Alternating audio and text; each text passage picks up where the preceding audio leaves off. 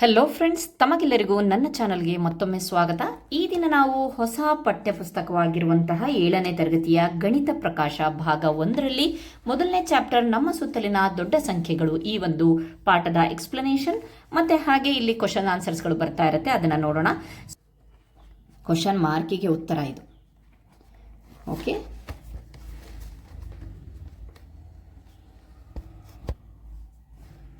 ನೂರು ವರ್ಷದಲ್ಲಿರುವ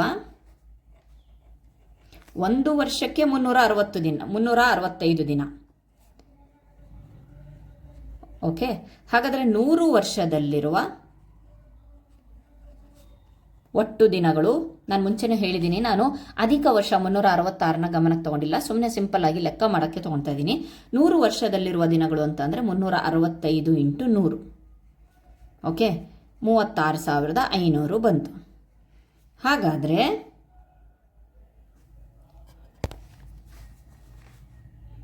ಪ್ರತಿದಿನ 3 ವಿಧದ ಅನ್ನವನ್ನು ಸೇವಿಸಿದರೆ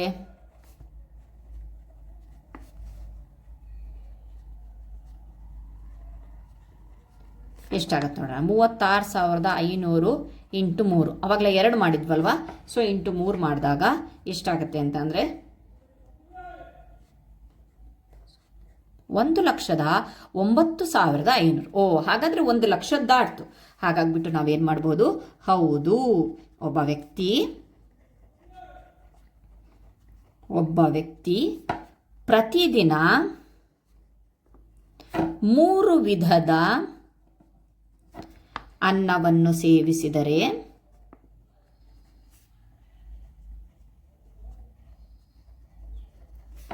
ಆಗ ಅವನು 1,00,000ಕ್ಕಿಂತ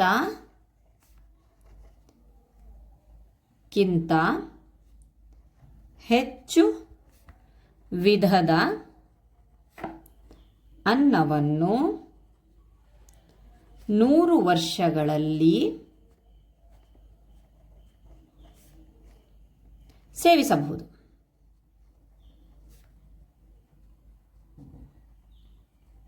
ಅಲ್ವಾ, ನೀವು ನೋಡ್ಬೋದು, ನೀವೇ ಮಾಡಿ ನೋಡಿದ್ವಿ. 36,500 ಇಂಟು 2 ಮಾಡಿದಾಗ, 2 ವಿಧದ ದಿನಕ್ಕೆ 2 ವಿಧದ ಮಾಡಿದಾಗಲೂ ಸಹ ನಮಗೆ ಉತ್ತರ ಸಿಗಲಿಲ್ಲ. ಅಲ್ಲಿ 73,500 ಬಂತು. 3 ವಿಧದ ಮಾಡಿದಾಗ ನಮಗೆ ಉತ್ತರ ಸಿಗುತ್ತೆ. ಅದು ಮೋರ್ ದ್ಯಾನ್ 1,00,000ಕ್ಕಿಂತ ಜಾಸ್ತಿ ಆಯ್ತಲ್ವಾ. ಸೊ ಹಾಗಾಗ್ಬಿಟ್ಟು ಕನ್ಕ್ಲೂಡ್ಸ್ ಒಂದು ಸ್ಟೇಟ್ಮೆಂಟ್ ಅನ್ನು ಬರೆದ್ರೆ ಆಯ್ತು. ಹಿಡೀರಿ ಅಂತ ಹೇಳ್ಬಿಟ್ಟು ಕೊಟ್ಟಿದ್ದಾರೆ. ಸೊ ಇಲ್ಲಿ ನೋಡೋಣ, 2011ರ ಜನಗಣತಿಯ ಪ್ರಕಾರ ಚಿಂತಾಮಣಿ ಪಟ್ಟಣದ ಜನಸಂಖ್ಯೆ ಸುಮಾರು 75,000 ಇತ್ತು. 75,000 1,00,000ಕ್ಕೆ ಎಷ್ಟು ಕಡಿಮೆ ಇದೆ ಅಂತ ಹೇಳ್ಬಿಟ್ಟು ಕೊಟ್ಟಿದೆ. ಇದನ್ನು ನಾವು ಆ್ಯಕ್ಚುಲಿ ಕಂಡುಹಿಡೀರಿ ಅಂದಾಗ ಒಂದು ಕ್ಲೀನ್ ಆಗಿ ಒಂದು ಸ್ಟೇಟ್ಮೆಂಟ್ ಮೂಲಕನೇ ಮಾಡಬೇಕಾಗತ್ತೆ. ನಾವು ಡೈರೆಕ್ಟಾಗಿ ಮಾಡ್ಬೋದು. 1,00,000ದಲ್ಲಿ ಮೌಖಿಕ ಲೆಕ್ಕನೇ ಇದು. 75,000ವನ್ನು ಕಳೆದ್ರೆ ನಾವು 25,000 ಇದೆ, ಅಂದರೆ 1,00,000ಕ್ಕಿಂತ 25,000 ಕಡಿಮೆ ಇದೆ. ಆದರೆ ಇಲ್ಲಿ ಕಂಡುಹಿಡೀರಿ ಅಂತ ಮಾಡಿರೋದ್ರಿಂದ ನಾವು ಒಂದು ಫಾರ್ಮೆಟನ್ನು ನಾವು ಫಾಲೋ ಮಾಡಬೇಕಾಗತ್ತೆ. 1,00,000 ಅಂತ ಅಂದರೆ ಎಷ್ಟಪ್ಪ, ಈ ರೀತಿಯಾಗಿ ಬರಿಬಹುದು.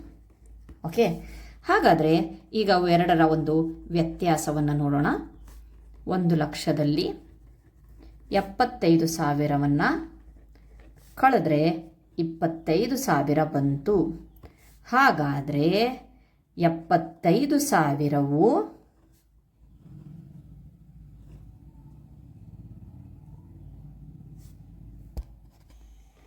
ಸೊ ನಾವು ಡೈರೆಕ್ಟಾಗೆ ಇದನ್ನೇ ಬರಿಬೋದು. ಏನಂತ ಹೇಳ್ಬಿಟ್ಟು 75,000 25,000ಕ್ಕೆ 25,000 ಸೇರಿಸಿದ್ರೆ 1,00,000 ಬರುತ್ತೆ ಅಂತ ಹೇಳ್ಬೋದು. ಆದರೆ ಕ್ವಶನಲ್ಲಿ 75,000 1,00,000ಕ್ಕೆ ಎಷ್ಟು ಕಡಿಮೆ ಇದೆ ಅಂತಂದರೆ 75,000ವು 25,000ಗಳಷ್ಟು ಕಡಿಮೆ ಇದೆ 1,00,000ಕ್ಕೆ. 75,000ವು ಇಲ್ಲಿ 1,00,000ಕ್ಕೆ ಸೇರಿಸ್ಕೊಳ್ರಿ, 1,00,000ಕ್ಕೆ 25,000ಗಳಷ್ಟು ಕಡಿಮೆ ಇದೆ ಅಂತ ಹೇಳ್ಬಿಟ್ಟು ಬರೆದು ಕಂಪ್ಲೀಟ್ ಮಾಡ್ಬೋದು. ಎರಡನೇ ಕ್ವಶನ್ ಅನ್ನು ನೋಡೋಣ. 2024ಕ್ಕೆ ಚಿಂತಾಮಣಿ ಪಟ್ಟಣದ ಅಂದಾಜಿತ ಜನಸಂಖ್ಯೆ 1,06,000. 1,00,000ಕ್ಕಿಂತ 1,06,000 ಎಷ್ಟು ಹೆಚ್ಚಾಗಿದೆ ಅಂತ ಹೇಳ್ಬಿಟ್ಟು ಇಲ್ಲೂ ಸಹ ನಾವು ಒಂದು ಸ್ಟೇಟ್ಮೆಂಟ್ ಬರೆದ್ರೆ 1,00,000ನ ಈ ರೀತಿಯಾಗಿ ಬರೆದ್ವಿ. ಇಲ್ಲೂ ಸಹ ಇಲ್ಲಿ ವ್ಯತ್ಯಾಸವನ್ನು ನೋಡಿದಾಗ 1,06,000 ಮೈನಸ್ 1,00,000. ಸೊ ಉತ್ತರ 6,000 ಬಂತು.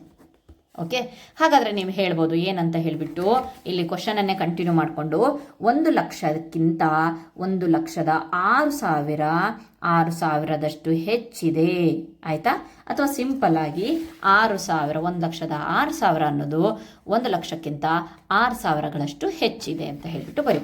ನೆಕ್ಸ್ಟ್ ಕ್ವಶನ್ 2011ರಿಂದ 2024ಕ್ಕೆ ಚಿಂತಾಮಣಿಯ ಜನಸಂಖ್ಯೆಯಲ್ಲಿ ಎಷ್ಟು ಹೆಚ್ಚಾಗಿದೆ. ಸೊ ನೀವು ನೋಡಬಹುದು 2024ರ ಜನಸಂಖ್ಯೆ, ಒಟ್ಟು ಜನಸಂಖ್ಯೆ 1,06,000 ಕೊಟ್ಟಿದ್ದಾರೆ. ಸೊ ಈಗ 2011ರ ಜನಸಂಖ್ಯೆ ಎಷ್ಟಿದೆ, 75,000 ಇದೆ. ಓಕೆ, ಅವ್ರೇನು ಕೇಳ್ತಾ ಇದ್ದಾರೆ ಅಂತಂದರೆ ಚಿಂತಾಮಣಿಯ ಜನಸಂಖ್ಯೆಯಲ್ಲಿ ಎಷ್ಟು ಹೆಚ್ಚಳವಾದ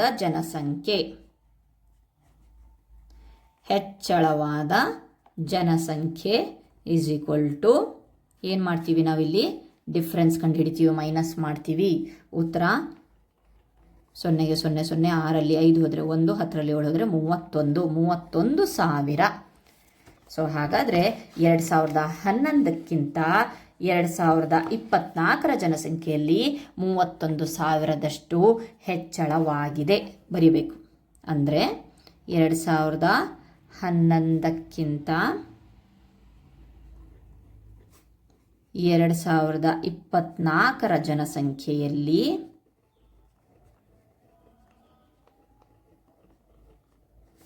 31,000ಗಳಷ್ಟು ಜನಸಂಖ್ಯೆಯು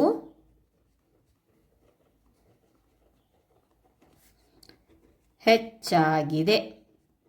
ಓಕೆ, ಇದಿಷ್ಟು ಮೊದಲನೇ ಕ್ವಶನಿಂದ 3ನೇ ಕ್ವಶನ್ವರೆಗೆ ನಾವು ಆನ್ಸರನ್ನು ನೋಡಿದ್ವಿ. ಪುಟ ಸಂಖ್ಯೆ 3ರಲ್ಲಿರೋದು. ನೆಕ್ಸ್ಟ್ ಅನ್ನು ನೋಡೋಣ ಏನಿದೆ ಅಂತ ಹೇಳಿಬಿಟ್ಟು ದೊಡ್ಡ ಸಂಖ್ಯೆಗಳ ಒಂದು ಅನುಭವವನ್ನು ಪಡೆಯೋದು. ನಾವು ಇಷ್ಟು ವರ್ಷ ಒಂದು ಟೆಕ್ಸ್ಟ್ ಬುಕ್, ಗಣಿತದ ಟೆಕ್ಸ್ಟ್ ಬುಕ್ಕನ್ನು ಮಾಡ್ತಾ ಇರುವಾಗ ಸಡನ್ ಆಗಿ ಮಕ್ಕಳಿಗೆ 1,00,000ವನ್ನು ಡೈರೆಕ್ಟಾಗಿ ಮಾಡ್ತಾ ಇದ್ವಿ. ಸೊ ಅದರೊಳಗಡೆ ಏನಿದೆ ತಪ್ಪು, ಡೈರೆಕ್ಟಾಗಿ ಬಿಡಿ 10, 100, 1000, 10,000 ಕಲಿಸಿದ್ವಿ, ನೆಕ್ಸ್ಟ್ ಲಕ್ಷನ ಅದೇ ರೀತಿ ಹಿಂದೆ ಹೆಂಗೆ ಕಲಿಸಿದ್ವು ಹಾಗೆ ಕಲಿಸ್ತೀವಿ ಅಂತ ಹೇಳ್ಬಿಟ್ಟು ತಿಳ್ಕೊಬೋದು. ಬಟ್ ಆದರೆ ಈ NCERTಯಿಂದ ಬಂದಿರುವಂಥ ಟೆಕ್ಸ್ಟ್ ಬುಕ್ ತುಂಬ ಇಂಟ್ರೆಸ್ಟಿಂಗ್ ಆಗಿದೆ ಮಕ್ಕಳ. ಯಾಕೆಪ್ಪ ಅಂತ ಅಂದರೆ ನಾವು ಡೈರೆಕ್ಟಾಗಿ 1,00,000ನ ತೋರಿಸ್ತಾ ಇಲ್ಲ. 1,00,000 ಅನ್ನೋದು ಬೇರೆ ಸಂಖ್ಯೆಗಳಿಗಿಂತ ಎಷ್ಟು ಹೆಚ್ಚಾಗಿದೆ ಅಥವಾ ಎಷ್ಟು ದೊಡ್ಡಾಗಿದೆ, ದೊಡ್ಡ ಸಂಖ್ಯೆಗಳ ಒಂದು ಅನುಭವವನ್ನು ಪಡೆಯೋಕ್ಕೋಸ್ಕರ ಸುಮ್ಮನೆ 1,00,000 ಅಂತ ಹೇಳೋದಲ್ಲ. 1,00,000 ಅನ್ನೋದನ್ನು ಯಾವ್ಯಾವ ನಂಬರ್ಸ್ಗಿಂತ ದೊಡ್ಡದಿದೆ, ಎಷ್ಟು ದೊಡ್ಡದಿದೆ ಅಂತ ಹೇಳಿಬಿಟ್ಟು ಮಾಡಿ ಅದಾದಮೇಲೆ ಮುಂದಿನ ಪೇಜ್ಗಳಲ್ಲಿ ಕನ್ಕ್ಲೂಷನ್ಗೆ ಬಂದಿದ್ದಾರೆ, 1,00,000ನ ಇಂಟ್ರೊಡ್ಯೂಸ್ ಮಾಡಿದ್ದಾರೆ. ಓಕೆ, ಸೊ ಬನ್ನಿ ನೋಡೋಣ. ನೀವು ಕೆಲವು ಆಸಕ್ತಿದಾಯಕ ಅಂಶಗಳ ಬಗ್ಗೆ ಕೇಳಿರಬಹುದು. ಪ್ರಪಂಚದಲ್ಲಿನ ಅತಿ ಎತ್ತರದ ಪ್ರತಿಮೆ ಏಕತಾ ಪ್ರತಿಮೆ, ಸ್ಟ್ಯಾಚ್ಯೂ ಆಫ್ ಯೂನಿಟಿ ಅಂತ ಹೇಳ್ತಾರಲ್ವಾ, ಇಲ್ಲಿದೆಯಲ್ವಾ ಸ್ಟ್ಯಾಚ್ಯೂ ಆಫ್ ಯೂನಿಟಿ. ಇದು ಸುಮಾರು 180 ಮೀಟರ್ ಇದೆಯಂತೆ. ಸೊ ಬರ್ಕೊಳ್ಳೋಣ, 180 ಮೀಟರ್. Okay fine.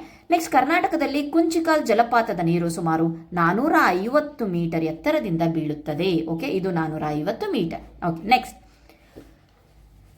ಪ್ರತಿ ಸಂದರ್ಭದಲ್ಲೂ ಈ ಅಳತೆಗಳು ಎಷ್ಟು ದೊಡ್ಡದಾಗಿದೆಯಲ್ವಾ. ಇಲ್ಲಿ ನೋಡಿ 180. ಪ್ರಪಂಚದಲ್ಲೇ ನಮ್ಮ ಅತಿ ಎತ್ತರದ ಪ್ರತಿಮೆಗಿಂತ ಇನ್ನೂ ನೆಕ್ಸ್ಟ್ ಎತ್ತರದ ಒಂದು ಇದನ್ನ ಹೇಳಿದ್ದಾರೆ. ಏನಂತ ಹೇಳಿ, ಕರ್ನಾಟಕದಲ್ಲಿನ ಕುಂಚಿಕಲ್ ಜಲಪಾತ ಅಂತ ಹೇಳಿ. ಓಕೆ, ನೆಕ್ಸ್ಟ್, ಪ್ರತಿ ಸಂದರ್ಭದಲ್ಲಿ ಅಳತೆಗಳು ಎಷ್ಟು ದೊಡ್ಡದಾಗಿದೆ ಎಂಬುದನ್ನು ಗ್ರಹಿಸುವುದು ಸುಲಭವಲ್ಲ. ಆದರೆ ಅವುಗಳ ಗಾತ್ರದ ಬಗ್ಗೆ ನಮಗೆ ಚಿರಪರಿಚಿತವಾಗಿರುವ ಮತ್ತೊಂದರೊಂದಿಗೆ ಹೋಲಿಸಲಿಲ್ಲ. ಹೌದು, ಒಂದು ವಸ್ತುವನ್ನ ನಾವು 180 ಮೀಟರ್ ಸ್ಟ್ಯಾಚ್ಯೂ ಆಫ್ ಯೂನಿಟಿ ಇದೆ ಅಂದ ತಕ್ಷಣ ಹೌದಾ 180 ಮೀಟರ್ ಓಕೆ ಅಂತ ಹೇಳ್ತೀವಿ. ಬಟ್ ಆ 180 ಮೀಟ್ರೇ ಹೈಯೆಸ್ಟ್ ಪ್ರತಿಮೆ ಅಂದಾಗ ಅದಕ್ಕಿಂತ ಇನ್ನೊಂದು ಹೆಚ್ಚು ಎತ್ತರವಾದ ಒಂದು ವಸ್ತುವನ್ನು ಅಥವಾ ಯಾವುದಾದ್ರೂ ಒಂದು ವಿಷಯವನ್ನು ತಿಳ್ಕೊಂಡಾಗ ಹಾಗಾದರೆ ಅದಕ್ಕಿಂತ ಇದು ಚಿಕ್ಕದು ಅಂತ ಆವಾಗ ಗೊತ್ತಾಗುತ್ತೆ. ಇದನ್ನೇ ನಾವು ದೊಡ್ಡದು ಅಂದ್ಕೊಂಡಿದ್ವಿ, ಬಟ್ ಅದಕ್ಕಿಂತ ಹೈಟಲ್ಲಿರೋದನ್ನು ನಾವು ಕಂಪ್ಯಾರಿಸನ್ ಮಾಡಿದಾಗ, ಹೋಲಿಕೆ ಮಾಡಿದಾಗ ನಮಗೆ ಆವಾಗ ಗೊತ್ತಾಗುತ್ತೆ ಇದು ಎಷ್ಟು ಚಿಕ್ಕದು, ಅದಕ್ಕಿಂತ ಇನ್ನೂ ದೊಡ್ಡದಾಗಿರುವಂತಹ ಒಂದು ವಸ್ತುಗಳು ಸಹ ಇದ್ದಾವೆ ಅಂತ ಹೇಳಿಬಿಟ್ಟು. ಓಕೆ, ಅದನ್ನೇ ಕೊಟ್ಟಿದ್ದಾರೆ. ನೆಕ್ಸ್ಟ್, ಬಲಭಾಗದಲ್ಲಿ ನೀಡಿರುವ ಚಿತ್ರವನ್ನು ವೀಕ್ಷಿಸಿ.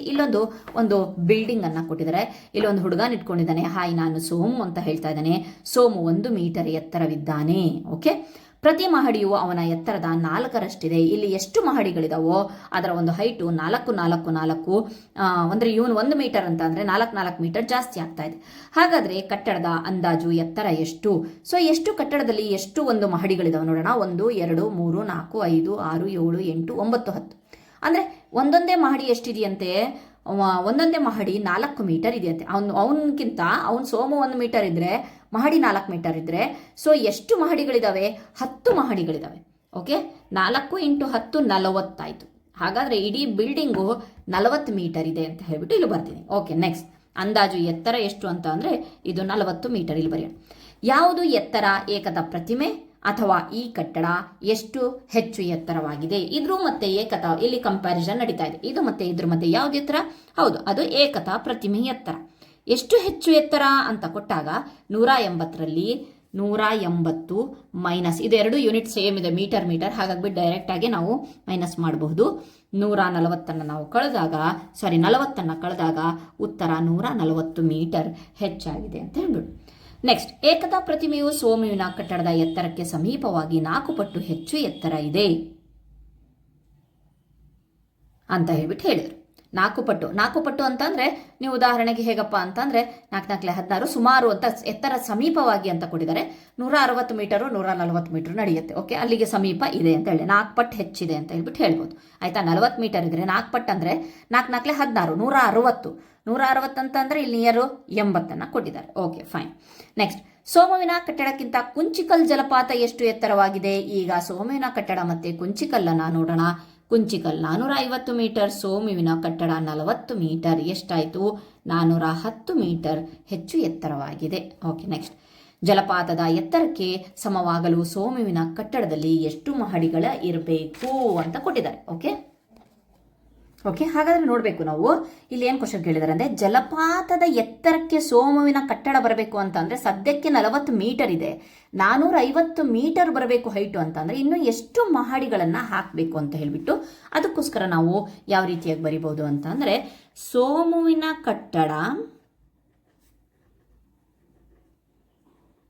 ಕಟ್ಟಡಗಳಲ್ಲಿ 10 ಮಹಡಿಗಳಿದ್ದಾವೆ ಅಲ್ವಾ? ಸದ್ಯಕ್ಕೆ ಚಿತ್ರದಲ್ಲಿ 10 ಮಹಡಿಗಳಿದ್ದಾವೆ. ಆಮೇಲೆ ಆ ಕಟ್ಟಡದ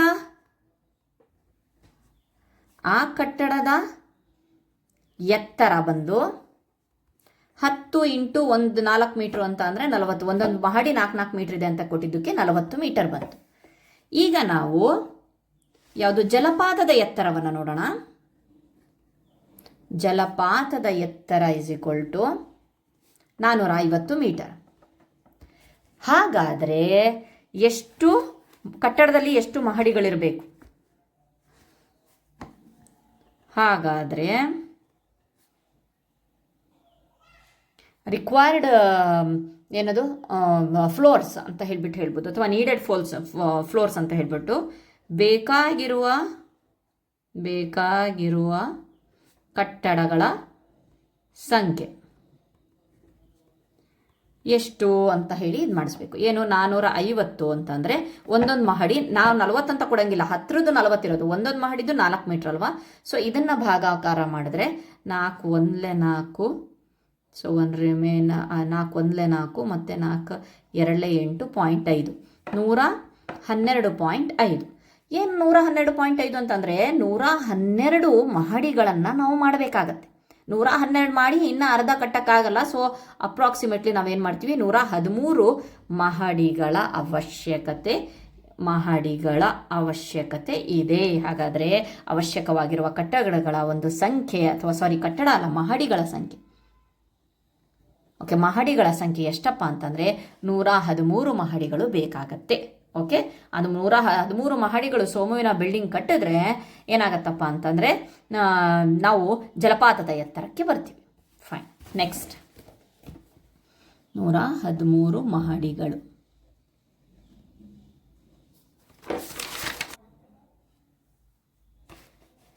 ಓಕೆ, 3,600,000, 3,600,000, 5,04,085, 27,30,000, 70,53,138.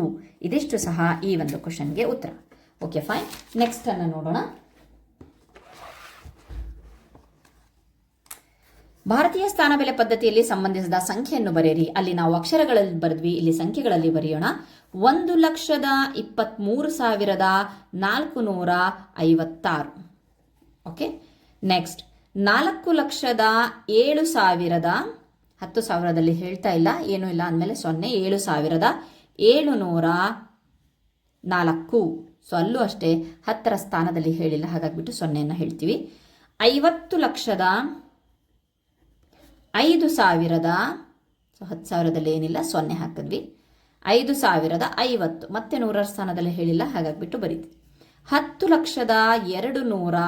1000ದ ಸ್ಥಾನದಲ್ಲಿ ಏನೂ ಇಲ್ಲ, 235. ಇದಿಷ್ಟು. ನೆಕ್ಸ್ಟ್ ನೋಡೋಣ 10ರ ಭೂಮಿ. 10ರ ಭೂಮಿಯಲ್ಲಿ ವಿಶೇಷ ಗುಂಡಿಗಳನ್ನು ಹೊಂದಿರುವ ವಿಶೇಷ ಕ್ಯಾಲ್ಕುಲೇಟರ್. ಇಲ್ಲಿ ಕ್ಯಾಲ್ಕುಲೇಟರ್ಸ್ಗಳನ್ನು ಇಂಟ್ರೊಡ್ಯೂಸ್ ಮಾಡಿದ್ದಾರೆ. ತುಂಬ ಚೆನ್ನಾಗಿದೆ ಈ ಆಕ್ಟಿವಿಟಿ. ಸೊ ನೋಡೋಣ, ಇಲ್ಲಿ ನಮಗೆ ಕೊಟ್ಟಿರೋದು ಬರೀ 1,000 ಇರುವಂತಹ ಯೋಚನಾ ಭರಿತ 1000 ಅನ್ನೋ ಒಂದು ಕ್ಯಾಲ್ಕುಲೇಟರ್ನ ಕೊಟ್ಟಿದ್ದಾರೆ. ಓಕೆ. ಸೊ ಎಷ್ಟು ಬಾರಿ ಗುಂಡಿಯನ್ನು ಒತ್ತಬೇಕು? 3,000 ಅಂತಂದರೆ 1,000, 1,000, 2,000, 3,000 ಅಲ್ವಾ? 3 ಬಾರಿ ಅಂತ ಕೊಟ್ಟಿದ್ದಾರೆ. ನೆಕ್ಸ್ಟ್ 10,000 ಅಂತ ಅಂದರೆ 10 ಬಾರಿ. 53,000 ಅಂತ ಅಂದರೆ 53 ಬಾರಿ. ಓಕೆ. ಹೇಗೆ ಇದನ್ನು ನಾವು ಮಾಡಬಹುದು ಈಸಿಯಾಗಿ ಅಂತ ಅಂದರೆ 10,000ವನ್ನು ಬರ್ಕೊಂಡು ಈ 1000ದಿಂದ ಭಾಗಿಸ್ಬಿಡಿ. 3 0ಗೆ 3 0 ಹೋಯ್ತು, ಉಳಿದಿದ್ದನ್ನು ಆನ್ಸರಲ್ಲಿ ಬರೀರಿ. ಸೇಮ್ ಅದೇ ರೀತಿ 53,000ವನ್ನು ಬರೀರಿ. ಮತ್ತೆ 1000ದಿಂದ ಭಾಗಿಸ್ರಿ. 3 0 3 0 ಆಯಿತು, 53. ಅದೇ ರೀತಿ ಇಲ್ಲಿ 90 ಬಾರಿ. ನೀವು ನೋಡಬಹುದು ಇಲ್ಲಿ 3 0 ಡೈರೆಕ್ಟಾಗಿ ಹೋಗುತ್ತೆ. 1,00,000 ಅಂತ ಅಂದರೆ ಇಲ್ಲಿ ಬರ್ಕೊಳ್ಳಿ 1,00,000. ಅದಾದ್ಮೇಲೆ ನೆಕ್ಸ್ಟು 1000ದಿಂದ ಭಾಗಿಸಿ 100 ಬಾರಿ. 153 ಬಾರಿ ಒತ್ತುತ್ತಾ ಇದ್ದೀವಿ ಅಂತ ಅಂದರೆ ಏನು ಮಾಡಬೇಕು? 1000ದಿಂದ ನಾವು ಗುಣಿಸ್ಬೇಕಾಗತ್ತೆ. 1,53,000. ಬೇಕಾದರೆ ಇಲ್ಲ ನಾವು ಬರೆದು ಅದನ್ನು 1000ದಿಂದ ಭಾಗಿಸಿ ಬರುತ್ತೆ. 1,00,000 ಆಗಲು ಎಷ್ಟು ಸಾವಿರಗಳು ಬೇಕು? ಸೊ ಇಲ್ಲಿ ಒಂದು ಟ್ರಿಕ್ ಇದೆ, ಕರೆಕ್ಟಾಗಿ ಕೇಳಿ. 1,00,000 ಅಂತಂದರೆ ನಾವು ಇಲ್ಲಿ ಬರ್ಕೊಳ್ಳೋಣ. 1,00,000 ಆಗಲು ಎಷ್ಟು ಸಾವಿರಗಳು ಬೇಕು? 1000ದಲ್ಲಿ ಎಷ್ಟು ಸೊನ್ನೆಗಳಿದಾವೆ? 3 ಸೊನ್ನೆಗಳಿದಾವೆ, ಹೌದಲ್ವಾ? 1000ದಲ್ಲಿ ಎಷ್ಟು ಸೊನ್ನೆಗಳಿದಾವೆ? ಸೊ ಇಲ್ಲೇ ನೋಡಿದ್ರಿ, ಇಲ್ಲಿ ಚಿತ್ರದಲ್ಲಿ 3 0 ಇದೆ. ಆ 3 0ನ ನಾವು ರೌಂಡ್ ಅಪ್ ಮಾಡ್ಕೊಳ್ಳೋಣ. ಇನ್ನು ಉಳಿದಿದ್ದೆಷ್ಟು? 100 ಇದೆ. ಸೊ ಹಾಗಾಗ್ಬಿಟ್ಟು ಡೈರೆಕ್ಟಾಗಿ 100,000ಗಳು ಬೇಕು. ಅರ್ಥ ಆಗಿದೆ ಅನ್ಕೊಂಡಿದ್ದೀನಿ. 1,00,000. ಒಂದು ವೇಳೆ ಅವರು 1000 ಎಷ್ಟು ಸಾವಿರಗಳು ಬೇಕು, ಎಷ್ಟು 100ಗಳು ಬೇಕು ಅಂತಂದ್ರೆ ನಾವು 2ನ್ನ ಅಷ್ಟೇ ನಾವು ರೌಂಡ್ ಅಪ್ ಮಾಡಿ ಉಳಿದಿದ್ದು 1000 ಅಂತ ಹೇಳ್ಬಿಟ್ಟು ಬರೀತೀವಿ. Okay fine. ನೆಕ್ಸ್ಟ್ ಈಗ ಬಳಸುವ 10. ಈಗ ಇನ್ನೊಂದು ಕ್ಯಾಲ್ಕುಲೇಟರು, ಅದರೊಳಗಡೆ ಬರೀ 10 ಅನ್ನೋದನ್ನ ಗುಂಡಿ ಅಷ್ಟೇ ಒತ್ತಬಹುದು. 10 ಇದೆ, ಬಟ್ ಬೇರೆದು ಯಾವುದೂ ಇಲ್ಲ. 500 ಅಂತ ಅಂದರೆ ಮತ್ತದೇ ರೀತಿ 500 ಅಂತ ಬರೆದ್ಬಿಟ್ಟು 10ರಿಂದ ಭಾಗಿಸಿ 1 0 1 0 ಹೋಯಿತು, 50 ಉಳಿತು. 50 ಬಾರಿ ಒತ್ತಬಹುದು. 780 ಮತ್ತೆ 1 0 ಇಲ್ಲೇ ಡೈರೆಕ್ಟಾಗಿ 1 0 ತೆಗೆದುಬಿಡ್ರಿ, 88 ಬಾರಿ. ಇಲ್ಲೂ 1 0 ಡೈರೆಕ್ಟಾಗಿ ತೆಗೆದ್ರೆ 100 ಬಾರಿ. 370 ಬಾರಿ. 10,000ದಲ್ಲಿ ಎಷ್ಟು ಉಳಿಯುತ್ತೆ ನೋಡಿ? 1000 ಬಾರಿ. ಮತ್ತೆ 1,00,000ವನ್ನು ಇಲ್ಲಿ ಸೈಡಿಗೆ ಬರ್ಕೊಳ್ಳಿ. 10ರಿಂದ ಭಾಗಿಸಿ 1 0 ಹೋಗಿದ್ದು, ಇನ್ನು ನೆಕ್ಸ್ಟ್ 1 2 3 4 0 ಅಂದರೆ 10,000 ಬಾರಿ. ಅದೇ 435 ಅಂತಂದರೆ 4,300 1 0ನ ಹಾಕಿ ಅಂದರೆ ಗುಣಿಸ್ರಿ. 435 ಇಂಟು 10 ಮಾಡಿದಾಗ ಸೊ 4,350 ಅನ್ನು ನಾವು 435 ಬಾರಿ ನಾವು ಕ್ಲಿಕ್ ಮಾಡ್ತೀವಿ ಅಥವಾ ಗುಂಡಿಯನ್ನು ಒತ್ತೀವಿ. ಅದೇ ರೀತಿ ಸಿಂಪಲ್ ಆಗಿದೆ. ನೆಕ್ಸ್ಟು ಚೊಕ್ಕದಾದ 100 ಅಂತ ಹೇಳಿ ಒಂದು ಕ್ಯಾಲ್ಕುಲೇಟರ್ ಇದೆ. Same method. ಈಗ 100 400 ಡಿವೈಡೆಡ್ ಬೈ 100 ಕೊಟ್ಟಿದ್ದಾರಲ್ವಾ? 100 ಬಟನ್ ಒತ್ತಕ್ಕಾಗತ್ತಂತೆ. ಸೊ ಒತ್ತು 4 ಬಾರಿ. ನೆಕ್ಸ್ಟ್ 2 0 ತೆಗೆದ್ವಿ, 37 ಬಾರಿ ತೆಗೆದ್ವಿ ಅಂತಂದರೆ ಭಾಗಾಕಾರ ಮಾಡಿದ್ದೀವಿ ಅಂತ ಹೇಳಿ. ಇಲ್ಲೂ 2 0 ತೆಗೆದಾಗ 100 ಬಾರಿ. 53,000 ಅಂತ ಅಂದರೆ ನೀವು ಬರ್ಕೊಬೋದು 53,000 ಡಿವೈಡೆಡ್ ಬೈ 100. 2 ಹೋಯ್ತು, 530 ಬಾರಿ. 90,000ದಲ್ಲಿ 2 ಹೋಯ್ತಲ್ವಾ? 900 ಬಾರಿ.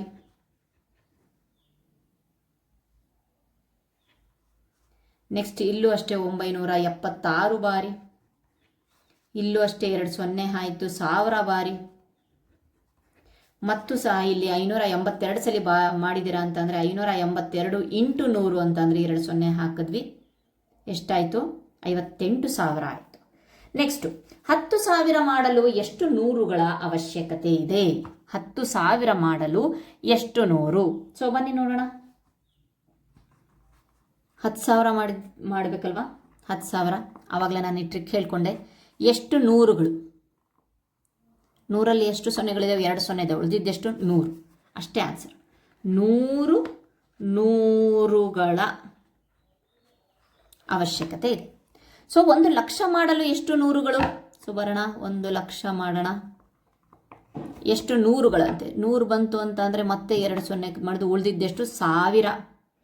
1,000 ನೂರುಗಳ ಅವಶ್ಯಕತೆ ಇದೆ.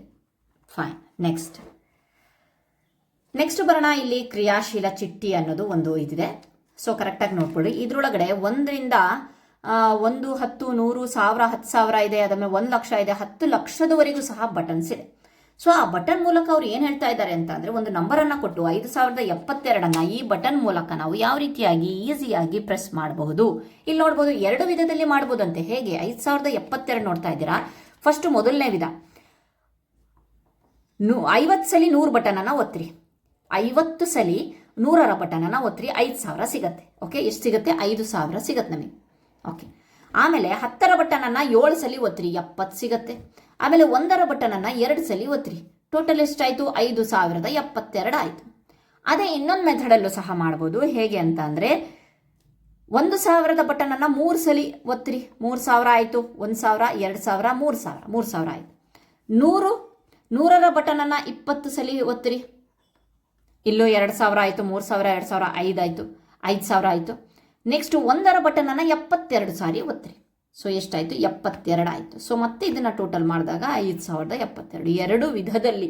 ಮತ್ತೆ ಇನ್ನು ನಾವು ಇಷ್ಟ ಆಯಿತು ಅಂತಂದರೆ, ನಾವು ನಮ್ಮ ಒಂದು ಕೈಯಲ್ಲಿ ಕ್ಯಾಲ್ಕುಲೇಟರ್ ಕೊಟ್ಬಿಟ್ರು ಅಂತಂದರೆ ನಮಗೆ ಎಷ್ಟು ಬಾರಿ ಬೇಕಾದರೆ ಅದನ್ನು ಒತ್ತಿ ನಮಗೆ ಆನ್ಸರನ್ನು ತಂದಿಟ್ರೆ ಆಯಿತು. ಸೊ ಇಲ್ಲಿ 2 ಸಲ ಒಂದು ಕ್ರಮವನ್ನು ಕೊಟ್ಟಿದ್ದಾರೆ. Okay, fine.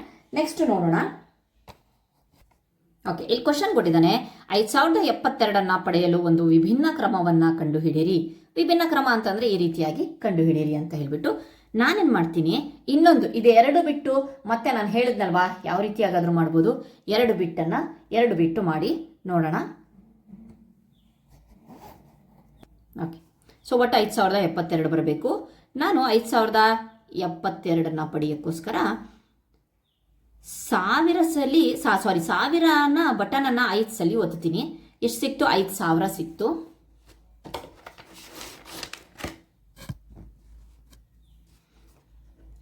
ಸಿಕ್ತು. ಅದಾದ್ಮೇಲೆ ನೆಕ್ಸ್ಟು 7 ಸಲ 10ರ ಬಟನ ಒತ್ತೀನಿ, 70 ಸಿಕ್ತು. ಕೊನೆಗೆ ಉಳಿದಿದ್ದು 2 ಅಲ್ವಾ? 2 ಸಲ 1ರ ಬಟನ್ನ ಒತ್ತೀನಿ. ಸೊ ಟೋಟಲ್ ನಮಗೆ 5,072 ಸಿಕ್ತು. ಇದು ಒಂದು ವಿಧ. ಇದೆರಡಕ್ಕೆ ಬಿಟ್ಟು ಇದನ್ನು ಸಹ ಒಂದು ವಿಧದಲ್ಲಿ ನಾವು, ಯಾಕಂತಂದ್ರೆ ಬಟನ್ಸ್ ಮಾತ್ರ ಬಹಳ ಇದೆ, ಯಾವುದನ್ನಾದ್ರೂ ಒತ್ತಬಹುದು. 1000 ಸ್ಥಾನದಲ್ಲಿರೋದ್ರಿಂದ ಇಲ್ಲಿವರೆಗೂ ಒತ್ತಬಹುದು ಅಷ್ಟೇ. 10,000 ಅದೆಲ್ಲ ಜಾಸ್ತಿ ಆಗ್ಬಿಡುತ್ತಲ್ವಾ, 1000 ಸ್ಥಾನದಲ್ಲಿ ಒತ್ತಿ ಮಾಡಬಹುದು. Okay, fine. ನೆಕ್ಸ್ಟು ಕಂಡುಹಿಡಿಯಿರಿಯನ್ನು ನೋಡೋಣ. ಓಕೆ, ಇದೇ ರೀತಿ ಹಿಂದಿನ ಒಂದು ಪೇಜಲ್ಲಿ ನಾವು ಯಾವ ರೀತಿಯಾಗಿ ಕಂಡುಹಿಡಿದ್ವೋ, ಈ ಗುಂಡಿಗಳನ್ನು ಒತ್ತುವುದರ ಮೂಲಕ ಅಗತ್ಯ ಸಂಖ್ಯೆಯನ್ನು ಪಡೆಯಲು ಕನಿಷ್ಠ 2 ವಿಭಿನ್ನ ಕ್ರಮಗಳನ್ನು ಬರೆಯಿರಿ. ಚಿಟ್ಟಿಯಂತೆ ಆಲೋಚಿಸಿ ಮತ್ತು ಕ್ರಿಯಾಶೀಲರಾಗಿರಿ ಅಂತ ಹೇಳಿಬಿಟ್ಟು ಕೊಟ್ಟಿದ್ದಾರೆ. ಮೊದಲನೇ ನಂಬರ್ ಯಾವುದಿದೆಯಪ್ಪ ಅಂತಂದರೆ 8,300 ಅಲ್ವಾ? ಇದನ್ನು ನಾವು 2 ಮೆಥಡಲ್ಲಿ ತೋರಿಸ್ಬೇಕಂತೆ. ಓಕೆ, ಬನ್ನಿ ನೋಡೋಣ. ನಾನು ಫಸ್ಟು 1000 ಸ್ಥಾನದಲ್ಲಿದೆಯಲ್ವಾ, ಸೊ ಹಾಗಾಗ್ಬಿಟ್ಟು 8 ಸಲ 1000ನ ಒತ್ತೀನಿ. ಎಷ್ಟು ಬಂತು? 8,000 ಬಂತು. ಈಸಿಯಾಗಿ 3 ಸಲ 100ರ ಬಟನನ್ನು ಒತ್ತೀನಿ, 300 ಬಂತು. ನಮಗೆ 8,300 ಬಂತು. ಓಕೆ, ಇದು ಮೊದಲನೇ. 2 ಕನಿಷ್ಠ 2 ಅಂತ ಕೊಟ್ಟಿದ್ದಾರೆ. ಸೊ ಎರಡನೇ ಮೆಥಡ್ ನೋಡೋಣ. 5 ಸಲ 1000 ಬಟನ್ ಒತ್ತೀನಿ, 5,000 ಬಂತು. 33 ಸಲ ನಾನು 100ರ ಬಟನನ್ನು ಒತ್ತೀನಿ, 3,300 ಬಂತು. ಸೊ ಬಂತಲ್ವಾ? 8,300. ಇದು ಮೊದಲನೇ ಮೆಥಡ್. ಎರಡನೇ ಮೆಥಡ್. ಎರಡನೇ ಲೆಕ್ಕ ನೋಡೋಣ, ಎರಡನೇ ಮೆಥಡನ್ನು ನೋಡೋಣ. ಎರಡನೇದರಲ್ಲಿ 40,629 ಈ ನಂಬರ್. ಬನ್ನಿ, ಮೊದಲನೇ ಒಂದು ವಿಧದಲ್ಲಿ 40 ಸರಿ ನಾನು 1000 ಒತ್ತುತ್ತೀನಿ. ಓಕೆ, 6 ಸಲಿ 100, ಸೊ 40,000 ಸಿಗುತ್ತೆ. ಅದ್ರ ಹಿಂದೆನೇ ಬರೆದುಕೊಂಡ್ಬಿಡಿ. 600 ಆಯ್ತಿದು. ನೆಕ್ಸ್ಟ್ 2 ಸಲಿ 10, 20 ಆಯಿತು. ಪ್ಲಸ್ 9 ಸಲಿ 1ರ ಬಟನನ್ನು ಒತ್ತುತ್ತೀನಿ. ಫೈನ್. ಸೊ ಟೋಟಲ್ ನಮಗೆ 40,629 ಬಂತು. ಓಕೆ, ಎರಡನೇ ಮೆಥಡನ್ನು ನೋಡೋಣ. ಸೊ ನಾವು ಡೈರೆಕ್ಟಾಗೂ ಮಾಡ್ಬೋದು. ಏನಂತ ಹೇಳ್ಬಿಟ್ಟು 4 ಸರಿ 10,000 ನಾವು ಬಟನನ್ನು ಒತ್ತುತ್ತೀನಿ. ಅದಾದಮೇಲೆ 6 ಸಲಿ 100ರ ಬಟನ್ ಒತ್ತುತ್ತೇನೆ, 2 ಸಲಿ ಇದನ್ನು ಮಾಡಬಹುದು. ಇದು ನೀವು ಸಿಂಪಲ್ ಆಗಿ ಮಾಡ್ತೀರಾ ಅಂತಬಿಟ್ಟು ನಾನು ಬೇರೆ ಮೆಥಡನ್ನು ತೋರಿಸ್ತಾ ಇದ್ದೀನಿ. 400 ಸಲಿ ನಾನು 100ರ ಬಟನನ್ನು ಒತ್ತುತ್ತೀನಿ. ಎಷ್ಟಾಯ್ತು? 40,000 ಬಂತು. ನನ್ನ ಇಷ್ಟ ಅಲ್ವಾ, ಕ್ಯಾಲ್ಕುಲೇಟರ್ ಕೈ ಕೊಟ್ಬಿಡಿದಾರೆ, ಕ್ರಿಯಾಶೀಲ ಚಿಟ್ಟಿ ಆಗಿರ್ಬೇಕಂತೆ. 62 ಸಲಿ 10ನ್ನು 620 ಪ್ಲಸ್ 9 ಸಲಿ ನಾನು 1ರ ಬಟನ್. ಸೊ ಈಗಲೂ ಸಹ ನಮಗೆ 40,629 ಸಿಕ್ತು. ಫೈನ್. ನೆಕ್ಸ್ಟ್ ಅನ್ನು ನೋಡೋಣ.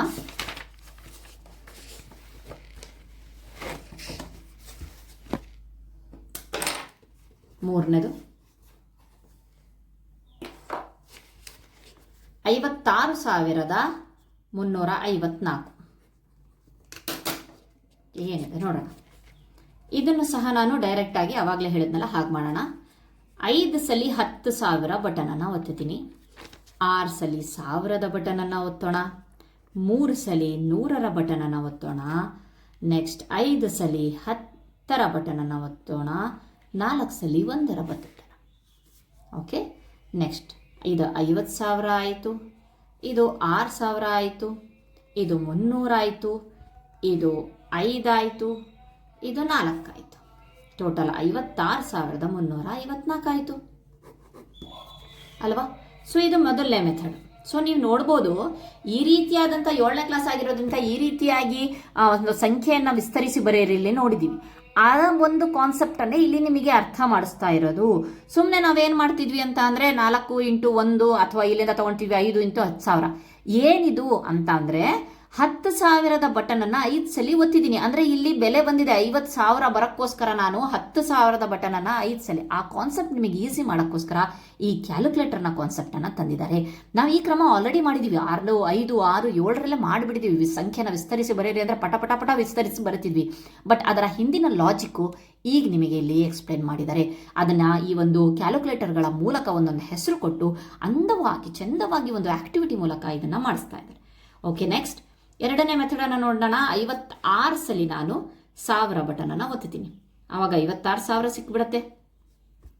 ಪ್ಲಸ್ 35 ಬಾರಿ ಬೇಗ ಬಟನ್ ಒತ್ತಬೇಕು ಅಂತಂದರೆ ಈ ರೀತಿಯಾಗಿ ಮಾಡಿಬಿಡ್ತೀನಿ ನಾನು. 4 ಬಾರಿ 1ನ್ನು ಒತ್ತುತ್ತೀನಿ. ಸೊ ಆಗಲೂ ಸಹ ನನಗೆ 56,354 ಸಿಗತ್ತೆ. ಫೈನ್. ಓಕೆ, ನೆಕ್ಸ್ಟ್ ನಂಬರನ್ನು ನೋಡೋಣ. ಈಗ ನಿಮಗೆ ಈಸಿ ಆಗಿದೆ ಅಂದ್ಕೊಂಡಿದ್ದೀನಿ, ನೀವೇ ಮಾಡಬಹುದು.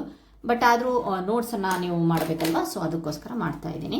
Okay, fine. ಮೊದಲನೇ ಮೆಥಡಲ್ಲಿ ನಾನು ಡೈರೆಕ್ಟಾಗಿ 6 ಸಲಿ 10,000, ಅದೇ ವಿಸ್ತರಿಸಿ ಬರೆಯಿರಿ ಅಂತ ಇರ್ತಿದ್ವಲ್ಲ ಆ ರೀತಿ 6 ಸಲಿ 10,000. ಓಕೆ, ಸೊ ನೆಕ್ಸ್ಟು 6 ಸಲಿ 1000, 6 ಸಲಿ 100ರ ಬಟನನ್ನು ಪ್ರೆಸ್ ಮಾಡಿದೆ, 6 ಸಲಿ 10ರ ಬಟನನ್ನು, 6 ಸಲಿ 1ರ ಬಟನ್. 60,000 ಬಂತು, ಇಲ್ಲಿ 6,000 ಬಂತು, ಇಲ್ಲಿ 600 ಬಂತು, ಇಲ್ಲಿ 60 ಬಂತು, ಇಲ್ಲಿ 6. ಟೋಟಲ್ 66,666 ಬಂತು. ಓಕೆ, ಎರಡನೇ ಮೆಥಡನ್ನು ನೋಡೋಣ. ಈಸಿಯಾಗಿ ಡೈರೆಕ್ಟಾಗಿ ಮಾಡಿಬಿಡೋಣ. 66 ಸಲಿ 1000 ಬಟನನ್ನು ಒತ್ಬಿಟ್ಟೆ. ಬೇಗ ಆಗಬೇಕು ನನಗೆ. ಸೊ ಈ ರೀತಿಯಾಗಿ ನಾನು ಮಾಡಿಬಿಟ್ಟೆ. 66 ಇಂಟು 10 ಸಲಿ ಮಾಡಿದೆ, 660 ಬಂತು. ಕಾಮನ್ ಆಗಿ ಲಾಸ್ಟಿಗೆ 1ರ ಬಟನನ್ನು 6 ಸಲಿ ಒತ್ತಿದೆ. ಇಲ್ಲೂ ಸಹ 66,666 ಬಂತು. ನೋಡ್ಬೋದು. ಓಕೆ, ನೆಕ್ಸ್ಟ್ ನಂಬರನ್ನು ನೋಡೋಣ. ಲಾಸ್ಟ್ ನಂಬರ್ ಇದು ಯಲ್ಲಿ ಎಷ್ಟಿದೆ? ಈಗ ದೊಡ್ಡ ನಂಬರ್ ಕೊಟ್ಟಿದ್ದಾರೆ. 3,67,813 ಕೊಟ್ಟಿದ್ದಾರೆ. ಓಕೆ, ಸೊ ಬನ್ನಿ ನೋಡೋಣ ಹೇಗೆ ಅಂತ. ಮತ್ತೆ ನೀವು ಅದೇ ರೀತಿಯೇ ಮಾಡಬಹುದು. ಎಷ್ಟು 1,00,000ದ ಬಟನನ್ನು ನಾನು 3 ಸಲ ಒತ್ತಿದೆ. ನೆಕ್ಸ್ಟ್ 10,000ದ ಬಟನನ್ನು 6 ಸಲ ಒತ್ತಿದೆ. 1000ದ ಬಟನನ್ನು 7 ಸಲ ಒತ್ತಿದೆ. ನೆಕ್ಸ್ಟ್ 100 ಬಟನ್ 8 ಸಲ ಒತ್ತಿದೆ. 10ರ ಬಟನನ್ನು 1 ಸಲ. ನೆಕ್ಸ್ಟ್ ಲಾಸ್ಟಿಗೆ 3 ಸಲ 1ಅನ್ನು ಒತ್ತಿದೆ. ಓಕೆ, ಕ್ಯಾಲ್ಕುಲೇಟರಲ್ಲಿ ಎಲ್ಲ ನಂಬರ್ ಇದೆ. ಇಲ್ಲೆಷ್ಟು ಬಂತು ನನಗೆ? 3,00,000 ಬಂತು. ಇಲ್ಲೆಷ್ಟು ಬಂತು? 60,000 ಬಂತು. ಇಲ್ಲೆಷ್ಟು ಬಂತು? 7,000 ಬಂತು. ಇಲ್ಲಿ 800 ಬಂತು. 10 ಬಂತು. 3 ಬಂತು. ಹಾಗಾಗಿಬಿಟ್ಟು ಟೋಟಲ್ 3,67,813 ಬಂತು. ಓಕೆ, ಇದು ಫಸ್ಟ್ನೇ ಮೆಥಡ್. ಎರಡನೇ ಮೆಥಡಲ್ಲಿ ನಾನು 36 ಸಲ 10,000ವನ್ನು ಒತ್ತಿಬಿಟ್ಟೆ. ಇಲ್ಲೇ ಬಂದುಬಿಡ್ತು ಡೈರೆಕ್ಟಾಗಿ 3,60,000 ಸಿಕ್ಬಿಡ್ತು ಬೇಗ. 78 ಬಾರಿ 100ಅನ್ನು ಒತ್ತಿದೆ. 7,800 ಸಿಕ್ತು. ಪ್ಲಸ್ 13 ಬಾರಿ 1ಅನ್ನು ಒತ್ತಿದೆ. 13 ಸಿಕ್ತು. ಇಲ್ಲೂ ಸಹ ನನಗೆ 3,67,813 ಸಿಕ್ತು. Okay, fine. ಇದಿಷ್ಟು ಕಂಡು ಹಿಡೀರಿ. ಇಲ್ಲಿವರೆಗಾಯಿತು. ನೆಕ್ಸ್ಟ್ ನೋಡೋಣ ಏನಿದೆ ಅಂತ ಹೇಳಿಬಿಟ್ಟು. ಓಕೆ, ನೆಕ್ಸ್ಟ್ ವಿಡಿಯೋದಲ್ಲಿ ಇದರ ಮುಂದಿನ ಪಾರ್ಟನ್ನು ನೋಡೋಣ. ತುಂಬ ಇಂಟ್ರೆಸ್ಟಿಂಗ್ ಆಗಿದೆ. ಬಹಳ ಕ್ಲಿಯರ್ ಆಗಿ ಕೇಳಬೇಕಾಗತ್ತೆ ನೆಕ್ಸ್ಟ್ ವೀಡಿಯೋಸ್ಗಳೆಲ್ಲ ನೀವು. Thank you friends.